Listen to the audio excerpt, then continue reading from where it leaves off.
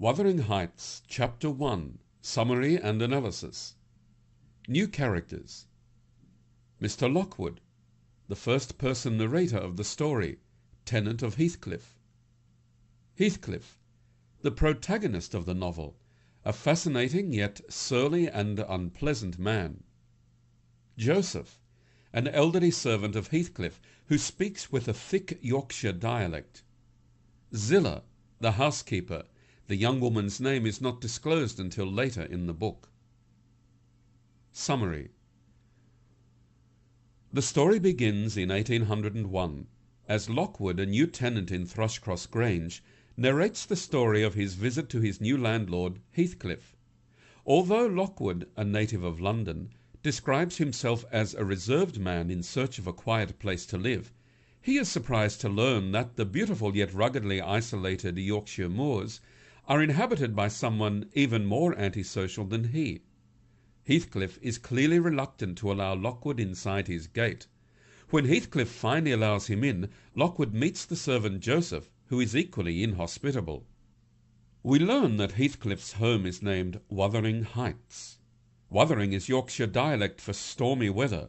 Indeed, there is a powerful north wind which blows continually over the place and has permanently bent the surrounding trees.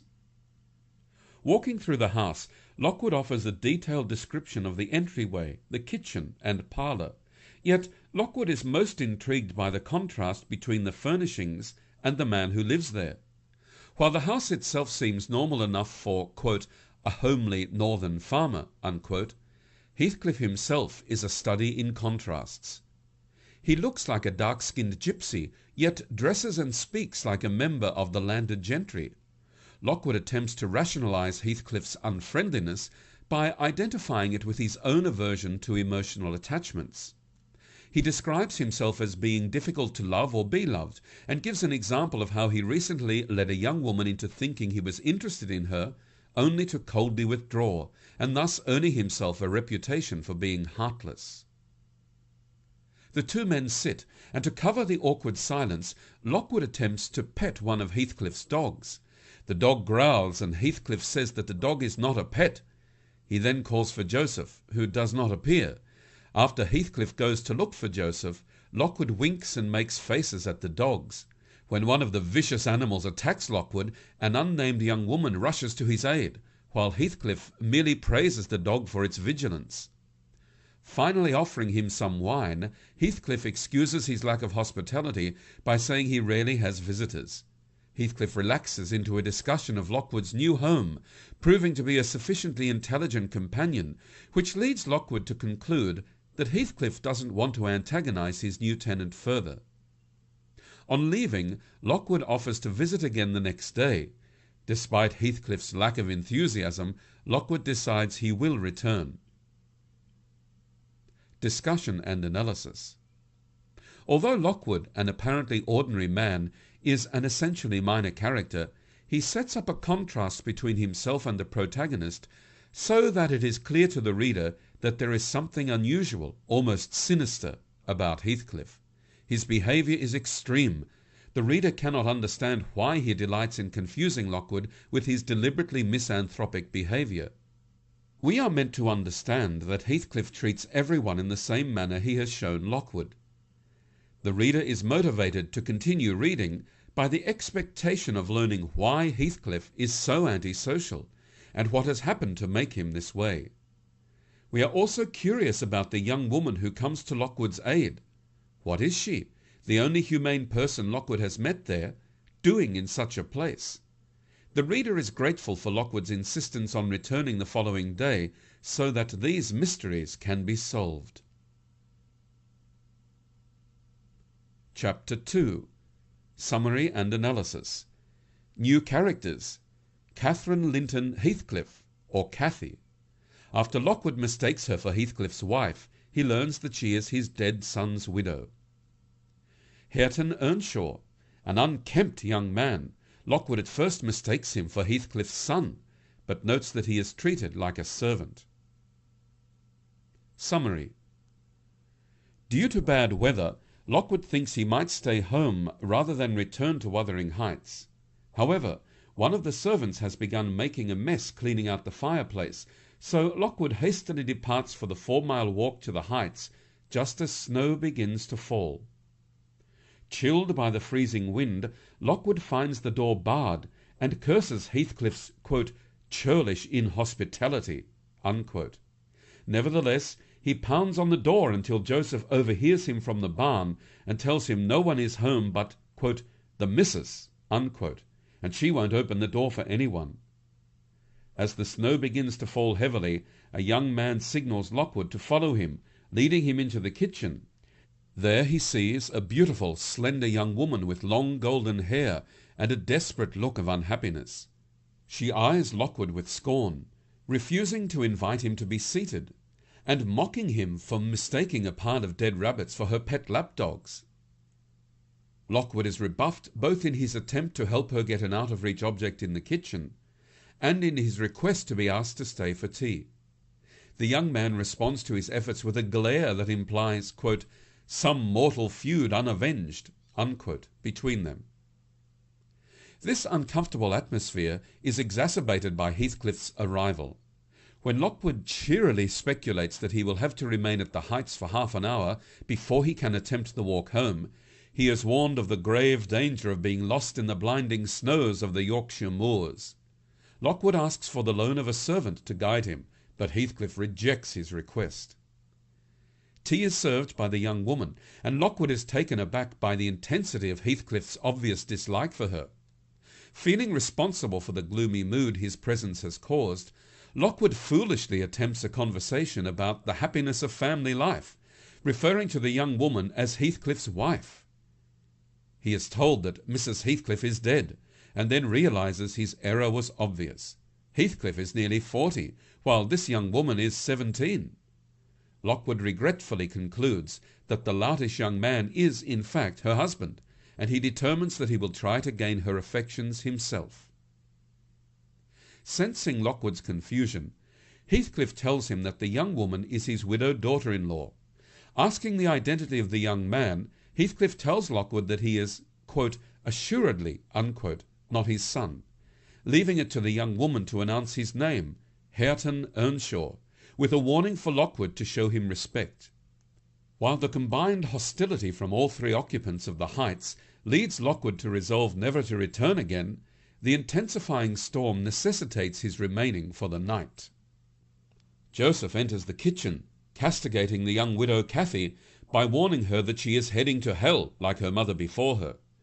With what Lockwood interprets as a hidden sense of humour, she pretends to put a witch's spell on Joseph, causing him to flee. Encouraged by her humorous treatment of the old man, Lockwood appeals to her for help in getting home, but she says there is nothing she can do.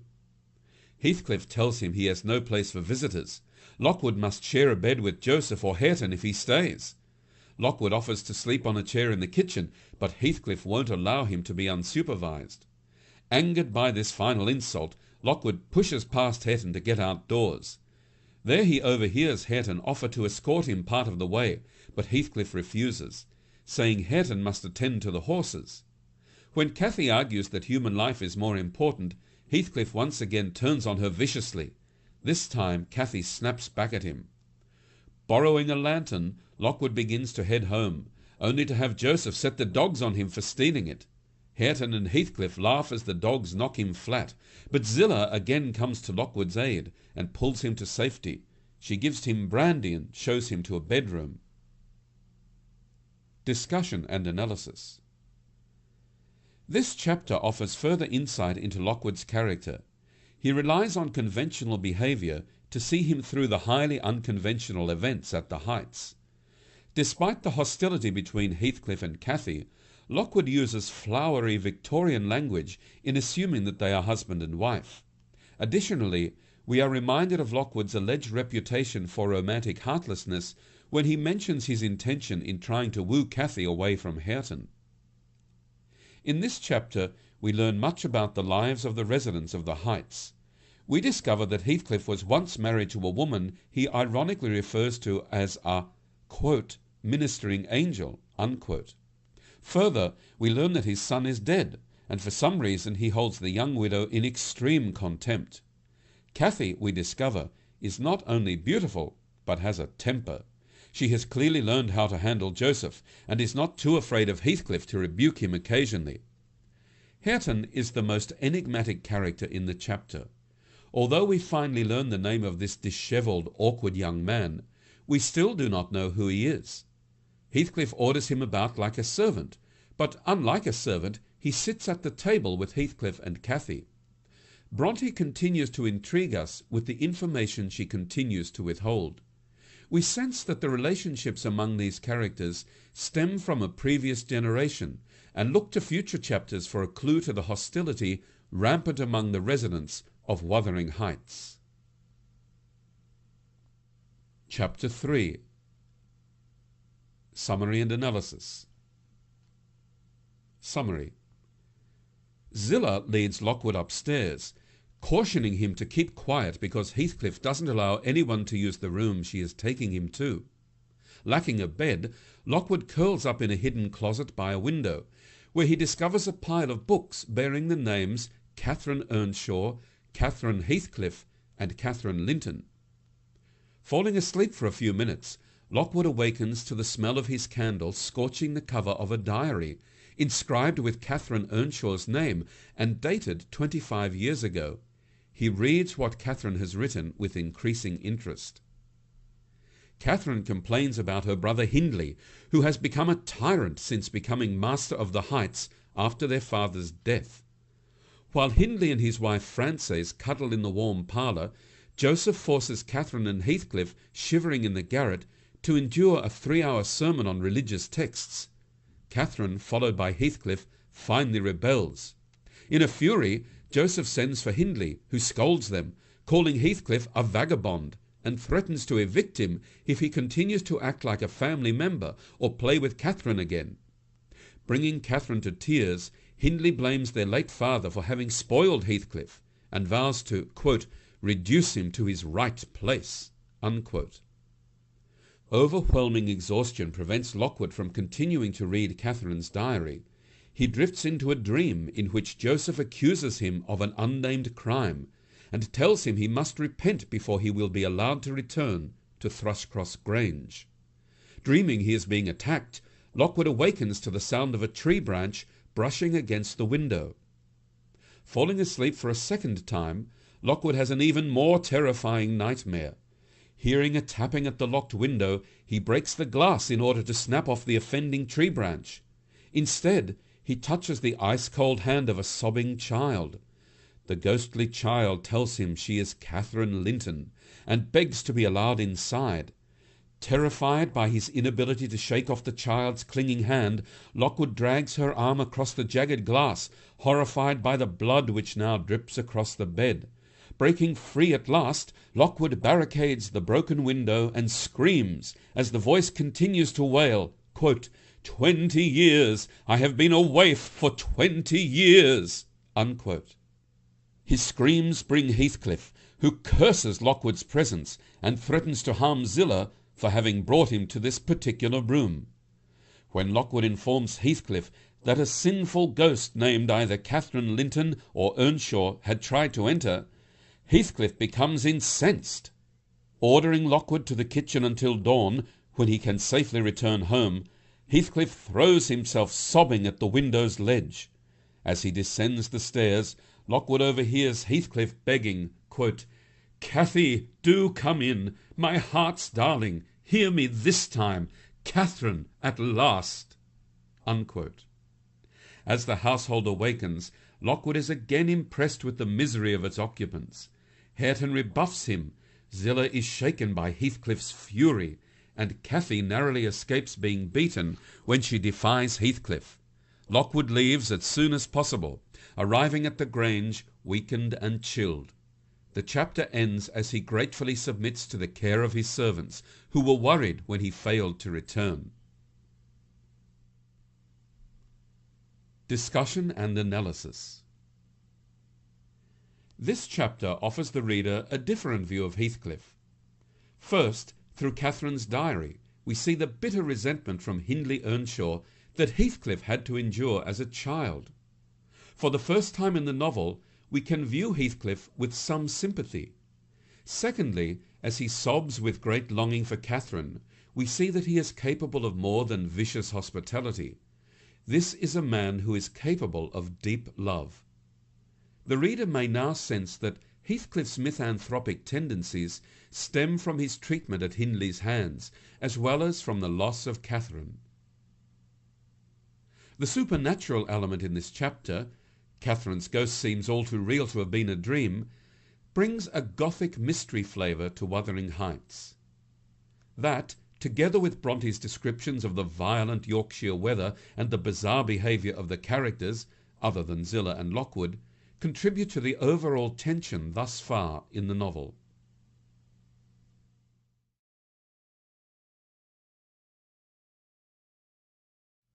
Wuthering Heights, Chapter 1, Summary and Analysis. New characters. Mr. Lockwood, the first-person narrator of the story, tenant of Heathcliff.